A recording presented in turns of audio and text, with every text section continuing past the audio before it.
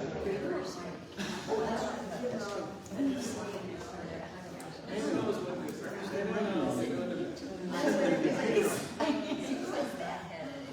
knew it was you.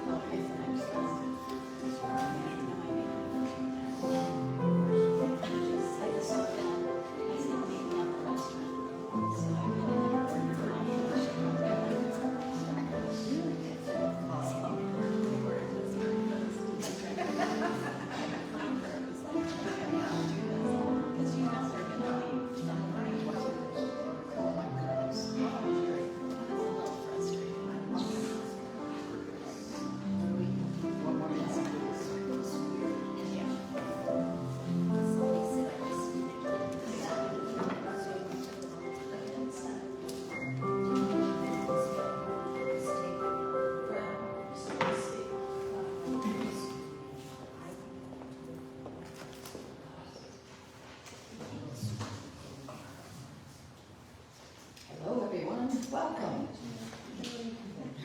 Welcome to the fellowship. To those of you here and to those on the Facebook too. So glad that you could join us. Can you hear me okay, Sue? Yeah. Okay, Robert, great.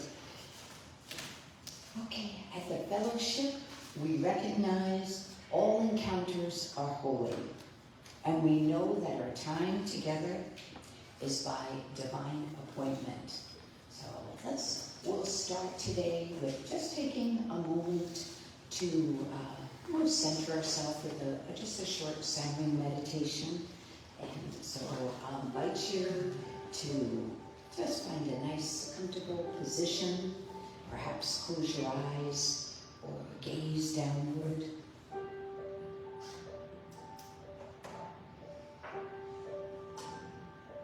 Feeling both feet on the floor. And feeling the sit bones on your chair. And maybe the hands on your thighs. And let's take a deep breath in together. And a nice deep slow breath out together as one. Let's take another breath just like that. And we're preparing ourselves for some inner listening. So we're able to align to the divine.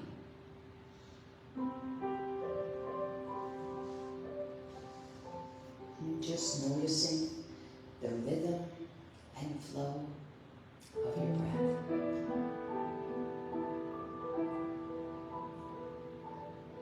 Let it soften and slow. And now envision the soles of your feet opening and dropping roots down into the earth.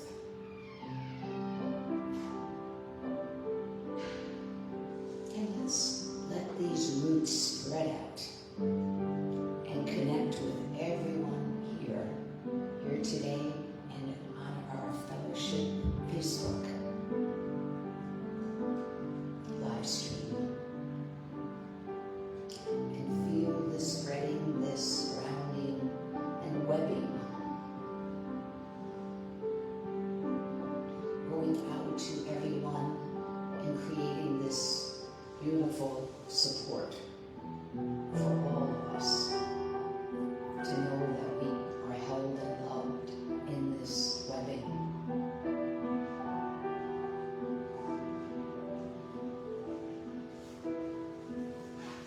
And so with each breath, we are dropping down into this calm, spacious, and still place. And while rooting down, we're also lifting with our tall spines and our open posture. We're opening up to this highest potential or highest light.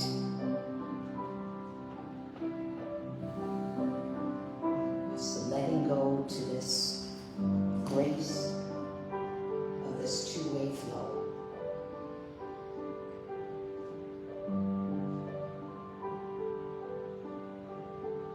And let yourself be filled and cradled by the love of the sacred within and all around you.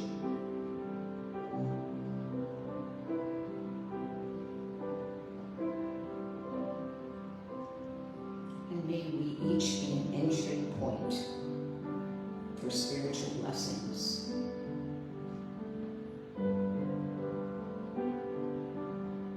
And may our time today in this fellowship service replenish, restore, and inspire us.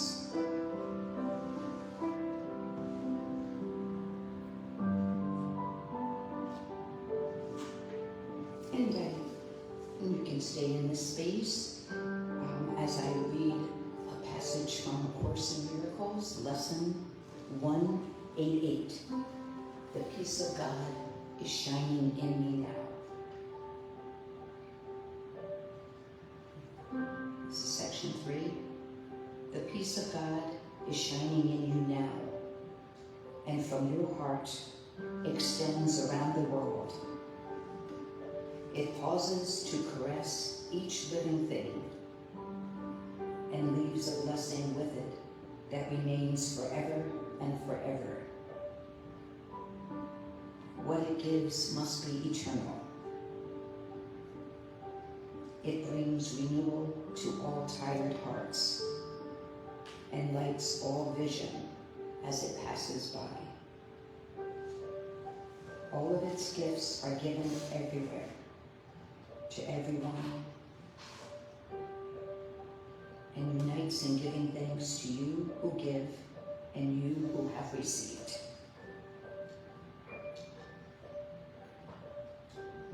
Just slowly come back into a room, maybe rubbing fingers and toes.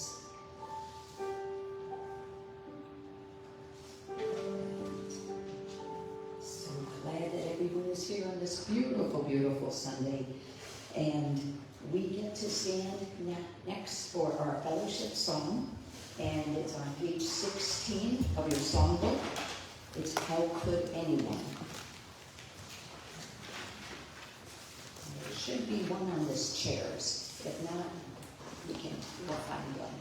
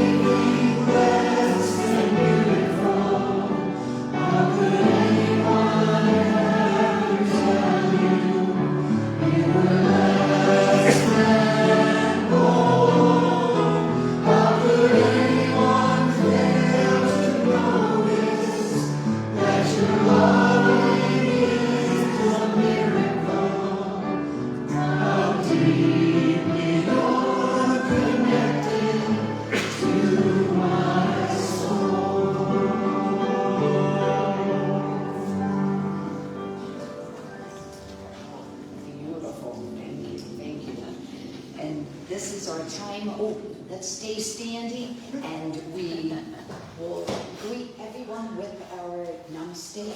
Namaste. Namaste.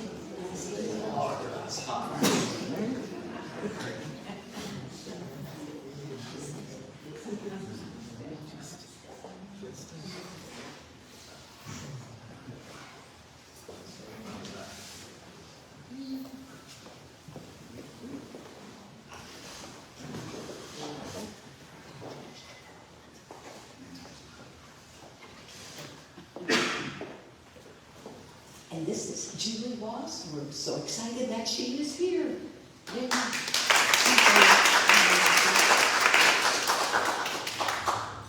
Thanks everyone. I'm happy to be back here at the fellowship.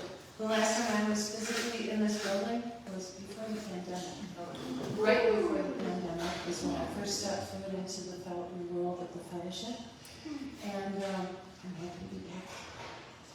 This first song I'm going to play for you right now is a song that I wrote on my healing journey. It's called Turn the Page. Not Turn the Page, not Bob Seger.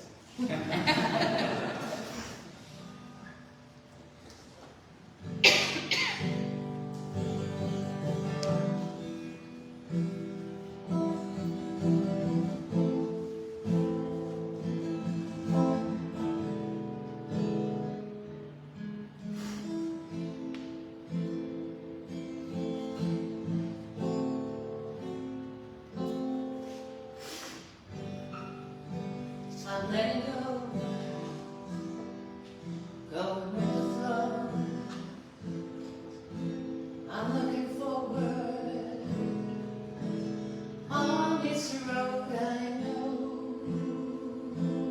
for me. I grow, I let go of pain.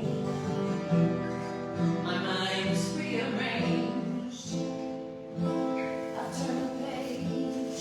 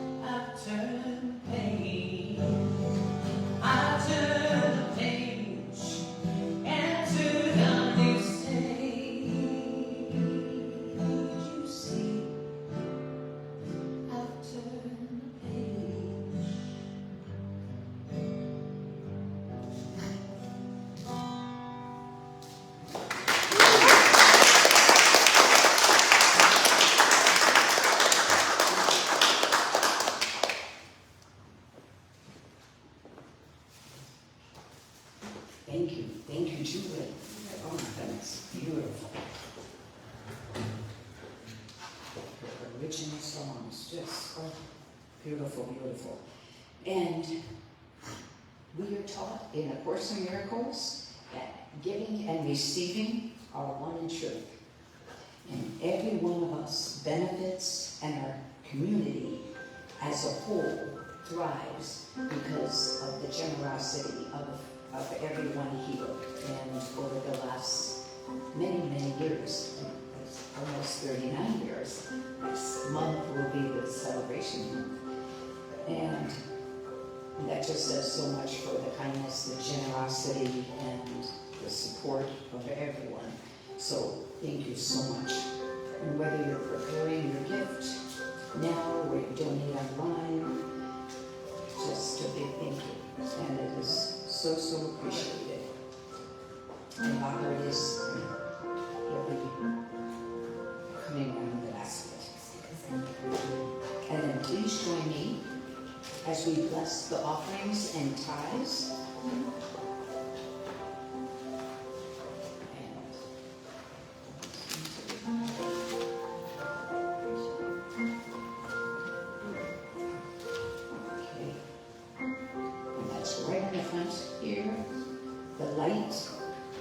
Does everyone have it? Sorry, I'll wait till everyone gets it. I always forget mine. The light of divine love shines eternally, blessing and multiplying our tithes and offerings. I joyously give, knowing I always have enough to share and to spare. Thanks, and we have another fellowship song. So please stand. This is on page 22. I love myself the way I am. Another wonderful fellowship song.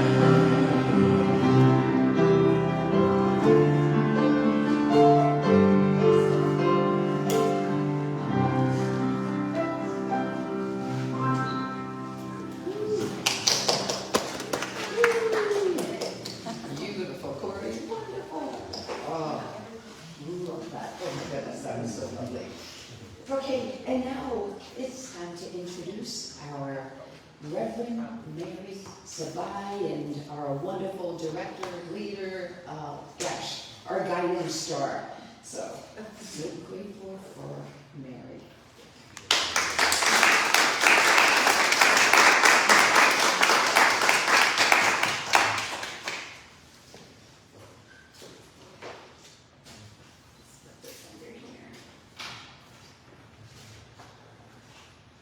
I feel like you did this on purpose to give me such a nice send-off for my vacation. I get to see all of your smiling faces before I leave. All of you here and all of you that are joining us on Facebook. I appreciate it so much, even if that wasn't your intention. So, my message today is something near and dear to my heart. Because it's happening to me. Aging into awakening is the way I'm looking at it. And as many of you know, Fellowship started a death cafe this last June, so we've had 2 now, and another one is scheduled for the second Saturday in August. At 2 o'clock at the Fellowship office, and third, sorry. Erase that, and third Saturday. Julie, Dillon, and I both decided together that that was such an important conversation to have. And many of you have been to them. Raise your hand if you've been to one of them. So good, maybe not ours, but maybe one somewhere else.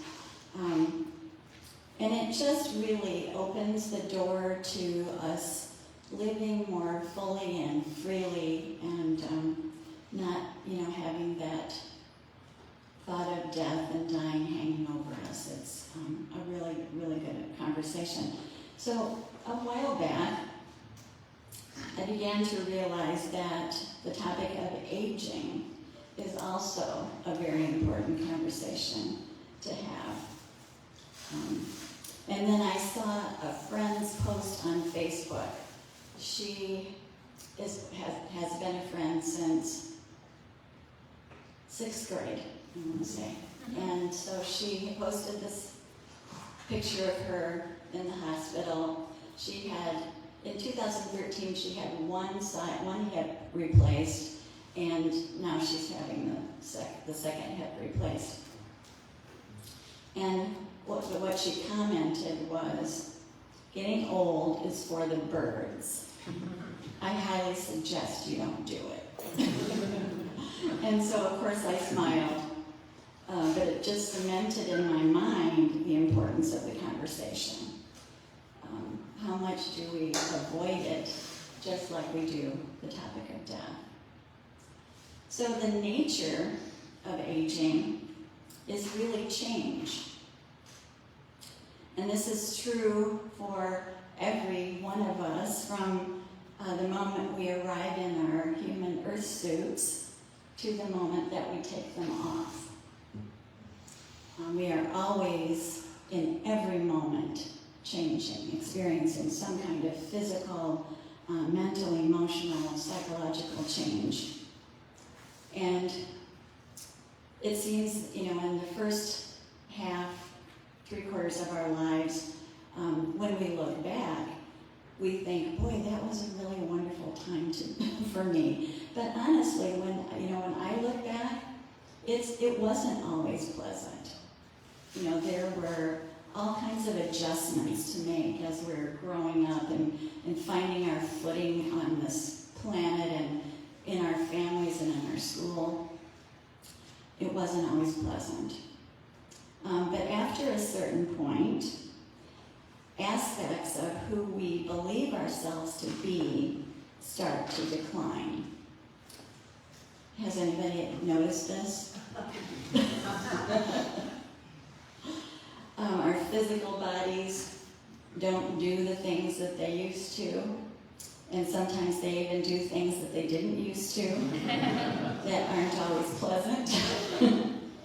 And mentally, we can, in going through this change of, transition, we can experience some pretty scary things, depression and loneliness, and our value and worthiness may diminish in our own eyes.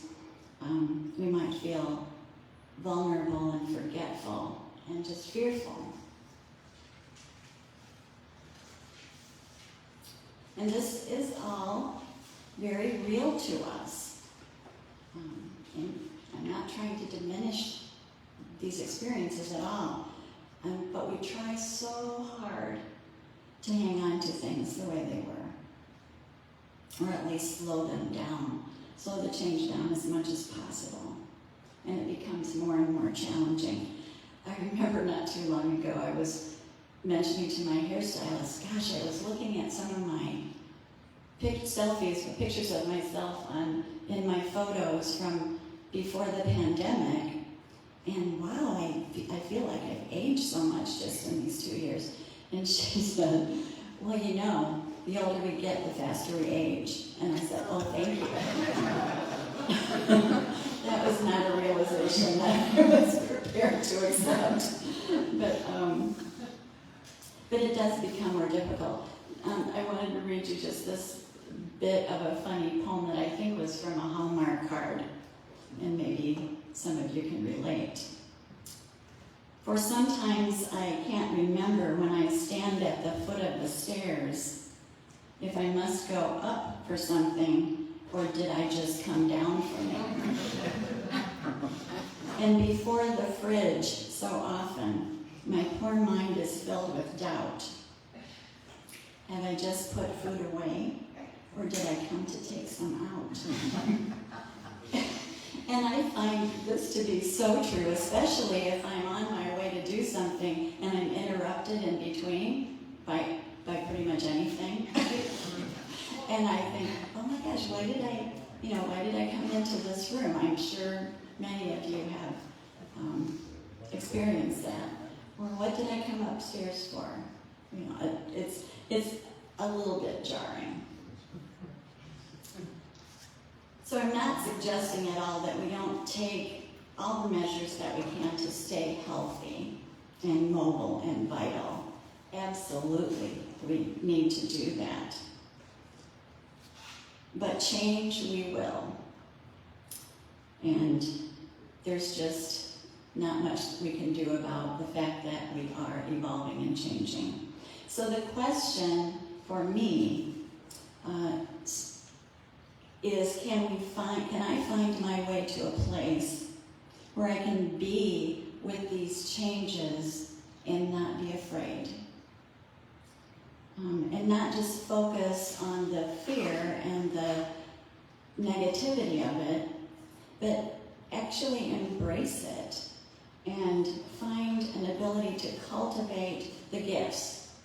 Because we know at the fellowship, there's always a gift that aging offers, and we can recognize that aging can be a very powerful spiritual practice.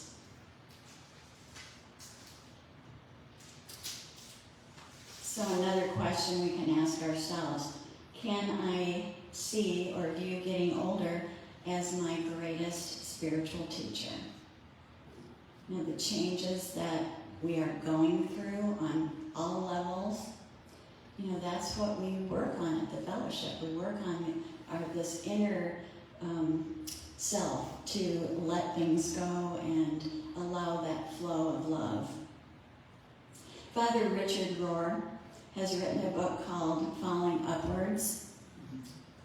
And I love the way he describes our lives on this planet as the first and the second half of our life.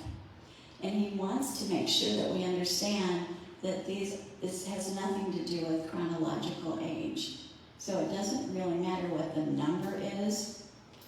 It has more to do with the unfolding, the awakening that we're experiencing, and how much we resist it and how much we can accept it. He says in the first half, and we can all, I'm sure, relate to this as well, we are all about creating our sense of self, and that's a self with a small s, by distinguishing ourselves from others, by distinguishing our stuff from other people's stuff. It's about building our container, he calls it. And I love that idea of, we call it the earth suit, our human suit, our container while we're here. How we look, what education we have, our status, our career, what roles we've taken on. I am blank, blank, blank. I am a mother. I am a community corrections director. I am and you can fill in the blank, and we usually have many.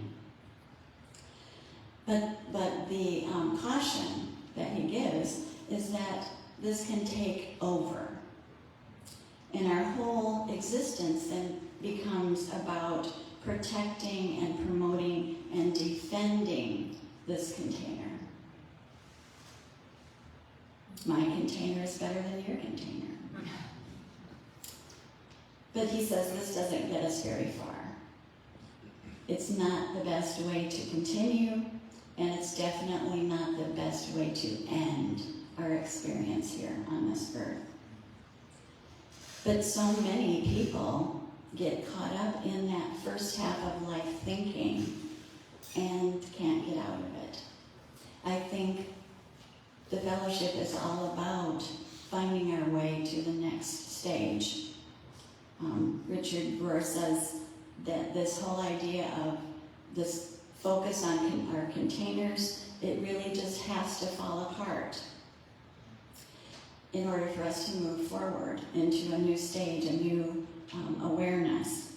He says if we start with a healthy container, if we built our container well, we end up not needing it, which is a really wonderful thought given what's happening to it. So he says what we really need now in our world are true elders. And this concept of eldering and being an elder, we hear about it, but there's not much focus on it now. In fact, he said in the past 30 years, because of the media, there's so much idolization of youth that eldering has just kind of fallen away. And he said that just really is a culture, a society turned upside down. When we can let go of the past, which is a lot of what we work on here at the fellowship, and let go of our ego agenda, all of those roles and values in our first half of life, then we can begin to accept and come to terms with the loss of control that we're feeling, which is where we get to that level of trying to scramble and hold on to the way we look and the way we can move and all those things.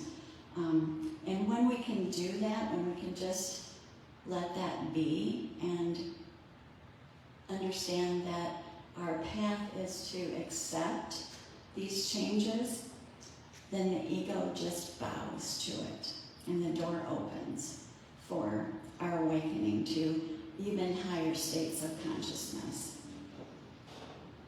If we resist it and push against it, that draws us right back up into our minds and our thinking, that first half of life thinking, and really takes away all the possibility of the new beginnings that are possible when we cross that threshold. Our center of gravity can move from me to we. And I love that phrase. I've seen it often. And we can, by the time we're all of our ages, we pretty much know what our unique offerings are, what we bring to contribute to the world. And we can commit these offerings and skills and talents to service, planting the seeds for the next generation. True elders model mature, non-dual thinking. and we're able to see through a very different lens. By the time we get to the point where we're really willing to let go of that first half of life, container focus, we have experienced a lot of change in our lives. We've experienced a lot of loss and a lot of lessons. And we're still able to say, I'm okay. And I'm even happy. We've developed a patience with life so that we have that patience to say, it will all be okay. There's a quote, and I can't remember if we've already used it or will be soon, but it's something like stress makes us feel like we have to fix things right away, like immediately. And it says, just take a deep breath, because things always turn out okay. So maybe we get into these situations of fear around change and aging, and we feel like, how can we fix this? How can we turn the clock back? I remember when my daughter, when I'm traveling out to sea in California, when she was in her early 20s, she would call me and we would have these long phone conversations, usually about being on the verge of breaking up with a different boyfriend. And she would say to me, I really think I should. And she'd list all these reasons why she should. But I don't want to, Mom. There are all these reasons that I want to stay. What should I do? And she would just get so adamant that I should, okay. And I even tried that sometimes. We'll just leave him. That's what I'm telling you. And she'd say, but I don't want to. So my advice, what's the word? Okay, there it is, the senior moment. My advice turned into, you will know when it's right. Just let it be, let things flow, and you will have no doubt if there's a time when you need to leave, or you might decide, this is it, I really want to stay long term. You'll just know. And she'd call me again and I'd tell her that again. But I don't know that that's anything we can appreciate or even wrap our heads around until we've had these experiences of loss and then knowing that we're going to be okay. So being a true elder, we carry those wonderful gifts with us for the next generations. We have, as true elders, the opportunity to recognize the grace that this life experience offers us, and each of us in different ways, on different paths, remaining faithful to our higher self, our inner elder. So Richard wanted to be sure that we understand we don't throw out the container. We don't throw out, we include. So by honoring the container, we can get to the contents. We can get to the inner work. The focus just shifts. So like everything, it is a choice to become a true elder. And I was wondering, just as a side question here, did you have a model of a true elder in your life as you were growing up? Someone that you just believed had that wisdom? And usually it's probably someone who's not trying to impose it on you, but is modeling it in some way that you just feel comfortable with and good with and safe with. And this is a quote from this wonderful book, The Inner Work of Age, Shifting from Role to Soul, Connie Zwig, PhD. As each of us chooses not to merely grow old, but to grow whole, to intentionally step across the threshold and become an elder, we discover that aging can be a spiritual path, a transcendence from a separate self to a universal sense of self.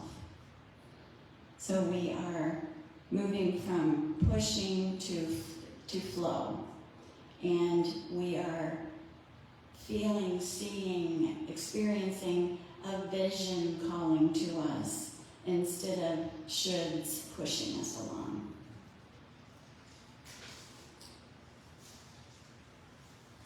So I have a little meditation for us.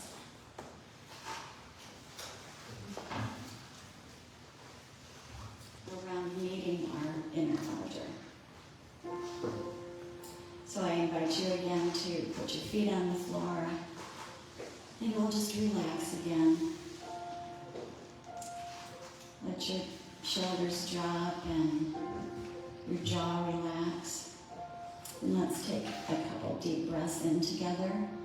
Breathing in, big breath, and release, breathing out. And one more in breath and out.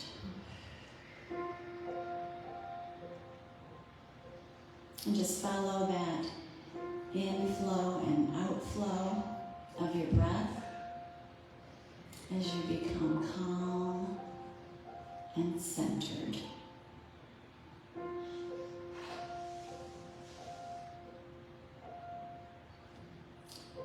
When you're ready, visualize in your mind's eye a staircase. A staircase that's ascending, that's beautifully illuminated with warm light. And visualize yourself walking up this staircase so easily and so effortlessly.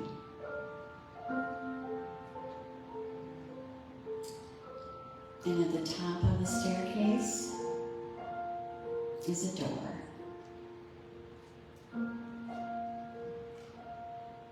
So I invite you to knock on the door.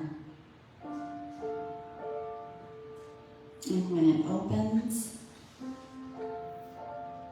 you are meeting your inner elder, your higher self, the embodiment of boundless compassion and wisdom, greets you with the warmest embrace. And as you gaze into your inner elder's eyes, you feel that unconditional love. And you feel reassured about your progress so far.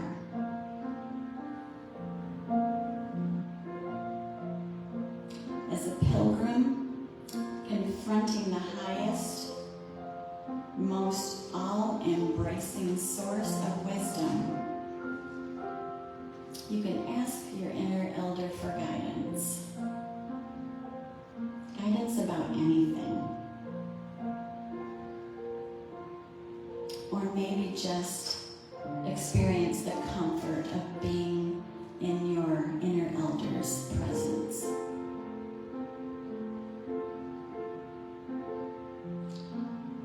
And when you look into the eyes of your inner elder, you receive these parting words.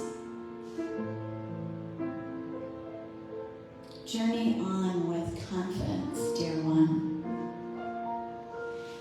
and with blessings as you proceed on your path. Visit me again whenever you need further guidance.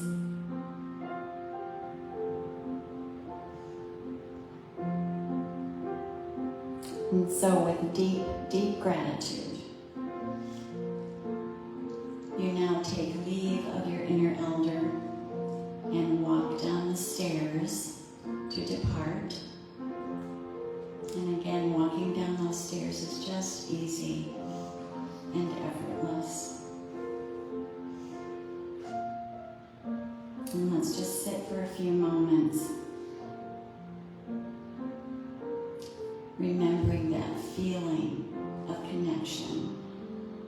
this inner elder who is really you.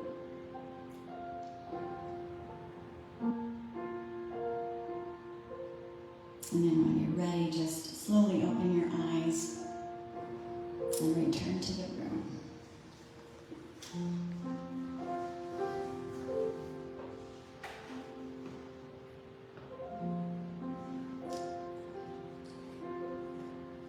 What a lovely experience, and so nice to know we can always go there.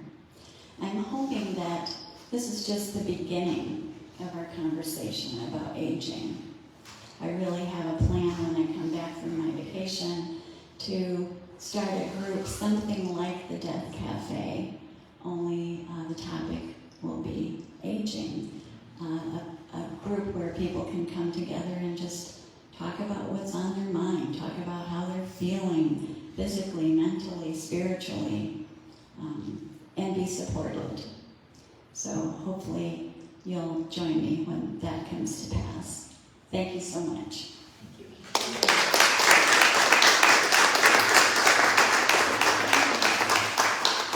Thank you, Mary. On page 35, our thoughts, our prayers.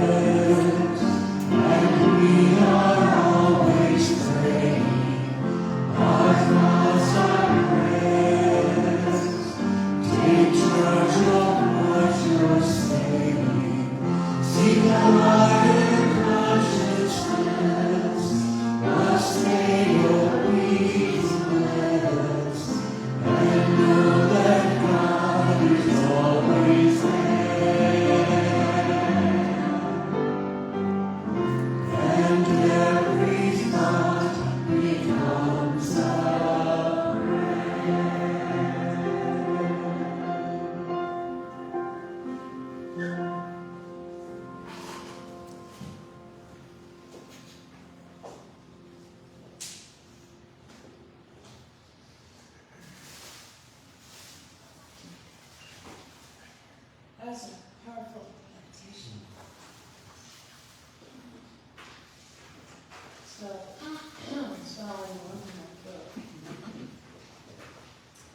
Okay, this next song, I'd like to look right at the camera and say, hello, Barb Seiler. I know you're watching.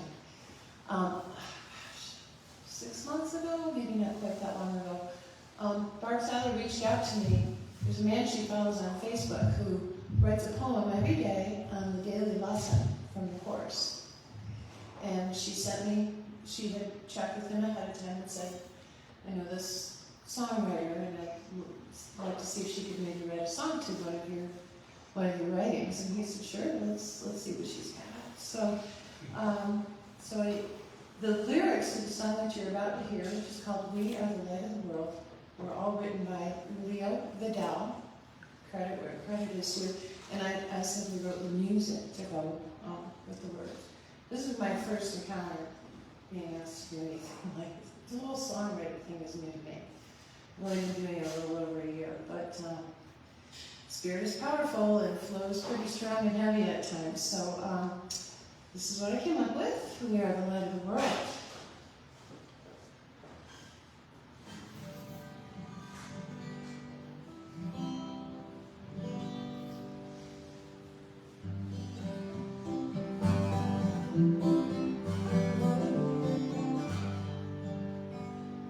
Our egos have inflated us, but remember God created us.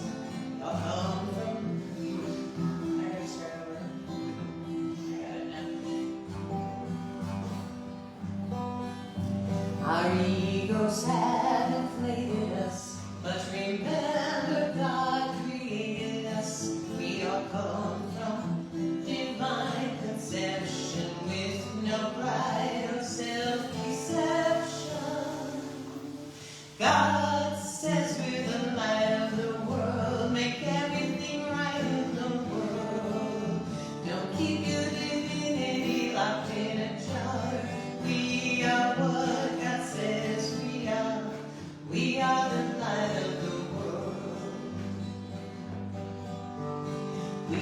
can tell our own story, but to God give all the glory.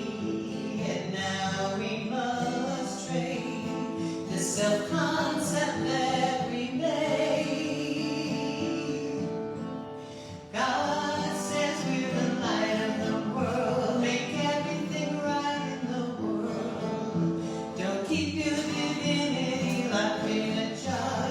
We are what God says we are. We are the light of the world. We're not sinful or depraved, for it's us the world is saved. It does not matter what the season, we're all here for just one reason. God says we're the light of the world, make everything right in the world. Don't keep your divinity locked in a jar. We are what God says we are. We are the light of the world. It's time to make the world bright, so shine with all your holy light. Around you all the stars that swirl, because you are the light of the world. God says we're the light of the world, make everything right with the world. Don't keep your divinity locked in a jar. We are what God says we are. We are the light of the God says we're the light of the world. Make everything right with the world. Don't keep your divinity locked in a jar. We are what God says we are. We are the light of the world.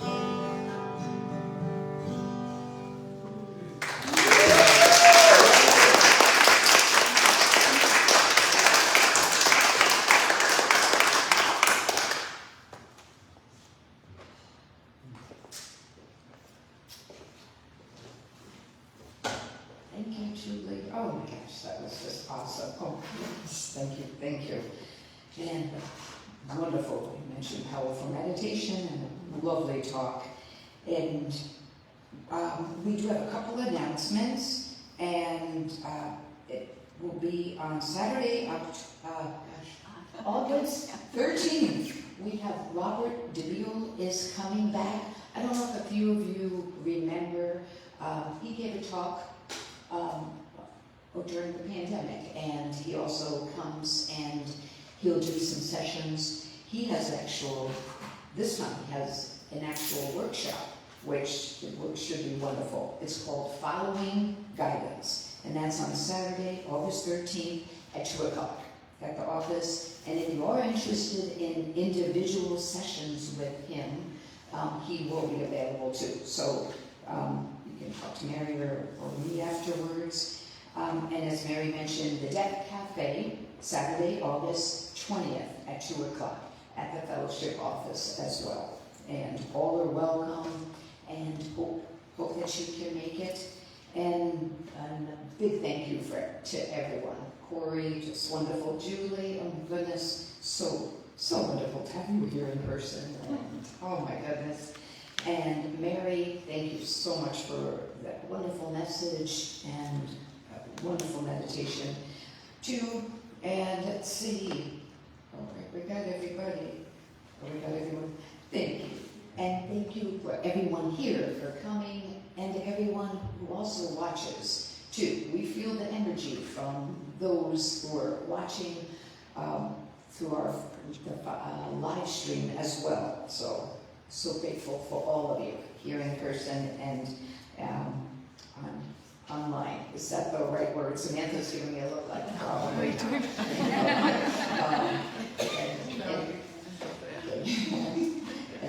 And now it's time for our peace circle, and the words you can find on the back of the bulletin if you're new, and we can gather in our circle. And you two, if you're there watching, feel free to stand up and hold up those arms and hands. We feel your energy. Thank you.